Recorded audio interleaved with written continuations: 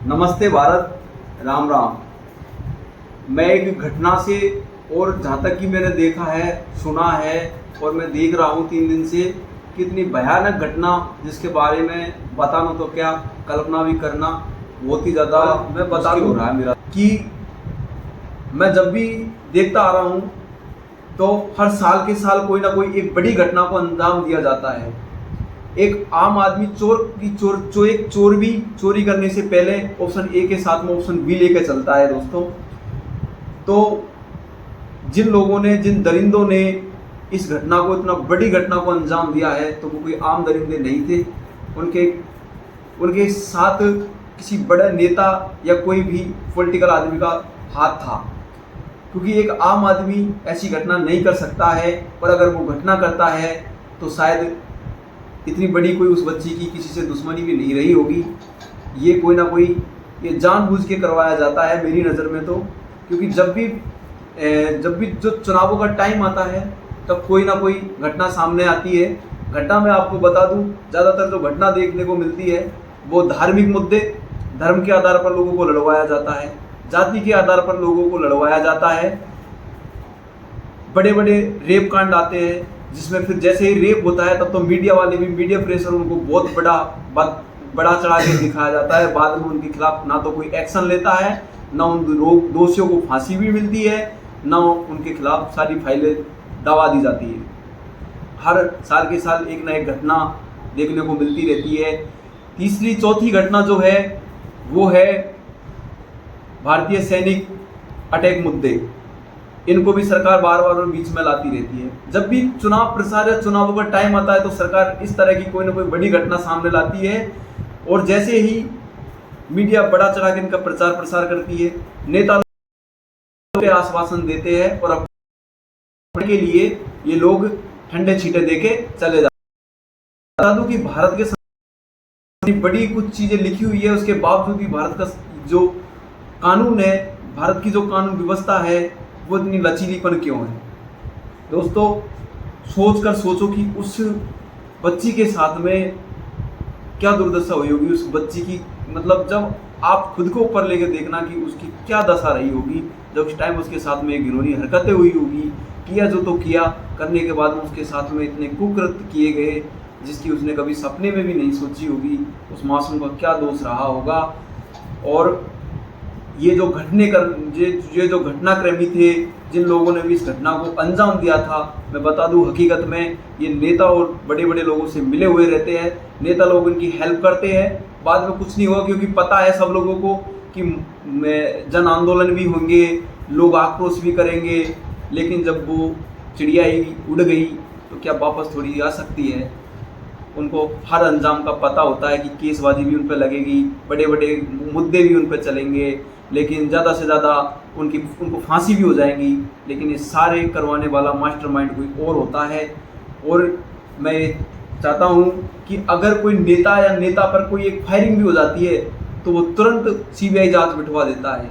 लेकिन जब इतना बड़े बड़े मुद्दे होते हैं, रेप कांड जैसी घटनाएं सामने आती है, उन पर ना कोई सीबीआई जांच बिठवाई जाती है, ना कोई ठीक से उनके खिलाफ पुलिस केस एक्शन लिया जाता है।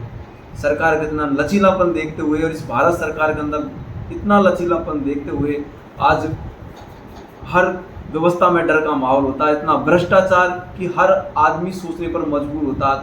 कहाँ भी अगर कोई एक आम आदमी भी, एक गरीब भी केस करने जाता है तो सबसे पहले वो यही सोच के जाता है कि मेरी जेब भरी है या नहीं, क्योंकि उसको पता होता है कि अगर उसकी जेब खाली है तो चाहे भले ही वो निर्दोष है, लेकिन उसके बावजूद भी उसकी कोई जन सुनवाई नहीं होती। नॉर्मल एफआईआर अगर वो ले भी लेंगे तो ना उस पर कोई एक्शन होता है। और ये सारे पॉलिटिकल एजेंडाओं का फंडामेंटल होता है। इनके लिए ही ये अपनी कुर्सियाँ ताती करते हैं और बाद में कुछ ना कोई एक्शन लेते हैं।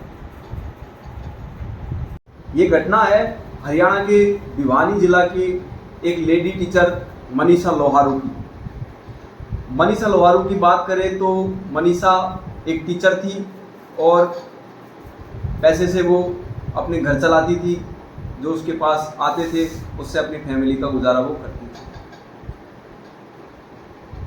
लोग 15 अगस्त मना रहे थे, कोई अपनी छुट्टियां काट रहे थे 15 अगस्त के दिन, और 15 अगस्त के एक स्वतंत्र दिवस के दिन उस बेचारे के साथ में इतनी बुरे उसकी दुर्दशा होती है, इतनी बुरी तरीके से कि इसकी कभी सपने में भी उसने कल्पना भी नहीं करी होगी। दोस्तों, वो लड़की घर से निकलती है। कुछ वीडियो में मैंने देखा है कि कुछ वीडियो में उसका रिकॉर्ड हुआ है कि वो पैदल जा रही थी, तो उसके बाद उसको किडनैप होता है। किडनैप होने के बाद में पता नहीं उसके साथ में क्या क्या दुर्दशा होती है। लेकिन दोस्तों, हरियाणा जैसे एक पावरफुल स्टेट के अंदर इस तरह की घटना होना बहुत ही निंदनीय है और एक शर्मसार ये घटना है जिसके बारे में कल्पना भी नहीं कर सकते। और मतलब 11 अगस्त को वो लड़की बोलती है कि अपने पिताजी से फ़ोन करके कि पापा मैं आज लेट हो जाऊंगी, मुझे अभी बीएससी नर्सिंग का फॉर्म और भरना है, इसलिए मुझे आने में थोड़ी देर हो जाएगी। लेकिन क्या पता कि उसकी पापा से वो उसकी आखिरी बात होगी। उसके बाद में उसके पिताजी ने पुलिस में कंप्लेंट कराई थी, लेकिन पुलिस का भी बहुत ज़्यादा लचीलापन कि उसके पिताजी की बातों को इग्नोर किया जा रहा था। और इग्नोर तो इग्नोर, एक जिस रक्षक की मतलब इस तरह से बात करेंगे तो आम आदमी में डर का तो माहौल पैदा होना ही है। पुलिस एक जो फिल्मी स्टाइल के जो पुलिस हुआ करते थे, जो हम बचपन में देखा करते थे, उस स्टाइल में पुलिस वाले उसके पिताजी को बोलते हैं कि तुम्हारी जवान बेटी है, किसी गैर मर्द के साथ में या किसी सगे संबंधी के साथ में वो गई होगी, आ जाएगी 2-3 दिन में, फालतू की टेंशन मत ले। पुलिस उसके केस को और उनकी बातों को इग्नोर करती है और साथ साथ में उनकी जो कंप्लेंट रिपोर्ट थी उन पर भी कोई एक्शन नहीं लेती है। फिर 2 दिन बाद में मनीषा का शव को खेतों में पड़ा हुआ देखा था। जब उसके करीब गए थे तो उसका गला जो है 90% कटा हुआ था बिल्कुल। उसके बाद में जब उसका रेप किया गया था, रेप करने के बाद में उसकी क्या दशा करी वो आपको झिझोर कर रख देगी। रेप करने के बाद में उसके मुंह के अंदर तेजाब डाला गया, उस बच्ची को मारी पीटी गई, उसको नोचा गया। जैसे ही पोस्टमार्टम करवाया गया तो पोस्टमार्टम रिपोर्ट के अनुसार बताया गया कि उसके अंदर के ऑर्गन गायब थे, किडनियाँ गायब थी, न जाने और क्या क्या उसकी दुर्दशा की। आज लगभग 7-8 दिन हो गए, पुलिस दरिंदों के खिलाफ कोई एक्शन नहीं ले रही है।